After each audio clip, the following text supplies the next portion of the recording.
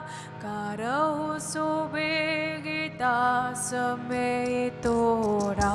Ram Ram Ram Sita Ram Ram Ram. Ram Ram Ram Sita Ram Ram Ram. Ram Ram Ram Sita Ram Ram Ram. Ram Ram Ram Sita Ram Ram Ram. Ram Ram Ram Sita Ram Ram Ram. Ram Ram Ram Sita Ram Ram Ram. Ram Ram Ram Sita Ram Ram Ram. Ram Ram Ram Sita Ram Ram Ram. Jai Vidhi hoy nath hit mora. Karahu sobegi das me tora. Jai Vidhi hoy nath hit mora. Karahu sobegi das me tora. Jai Vidhi hoy nath hit mora. Karahu sobegi das me tora. Jai Vidhi hoy nath hit mora. Karahu sobegi das me tora. Ram Ram Ram Sita Ram Ram Ram. Ram Ram Ram Sita Ram Ram Ram. Ram Ram Ram Sita Ram Ram Ram. Ram Ram Ram Sita Ram Ram Ram. Sita Ram Sita Ram Sita Ram Sita Ram. Sita Ram Sita Ram Sita Ram Sita Ram. Sita Ram Sita Ram Sita Ram Sita Ram. Sita Ram Sita Ram Sita Ram Sita Ram. Sita Ram Ram Ram Sita Ram Ram Ram. Sita Ram Ram Ram Sita Ram Ram Ram. Sita Ram Ram Ram Sita Ram Ram Ram. Sita Ram Ram Ram Sita Ram Ram Ram. Sita Ram Sita Ram Sita Ram Sita Ram.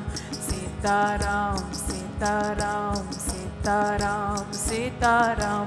Sita Ram Sita Ram Sita Ram Sita Ram. Sita Ram Sita Ram Sita Ram Sita Ram. Jai Vidhi hoy nath hit mora. Karahu sobegi das me tora. Jai Vidhi hoy nath hit mora. Karahu sobegi das me tora. Jai Vidhi hoy nath hit mora. Karahu sobegi das me tora. Jai Vidhi hoy nath hit mora. Karahu sobegi das me tora. Ram Ram Ram Sita Ram Ram Ram. Ram Ram Ram Sita Ram Ram Ram. Ram Ram Ram Sita Ram Ram Ram. Ram Ram Ram Sita Ram Ram Ram. Sita Ram Sita Ram Sita Ram Sita Ram. Sita Ram Sita Ram Sita Ram Sita Ram.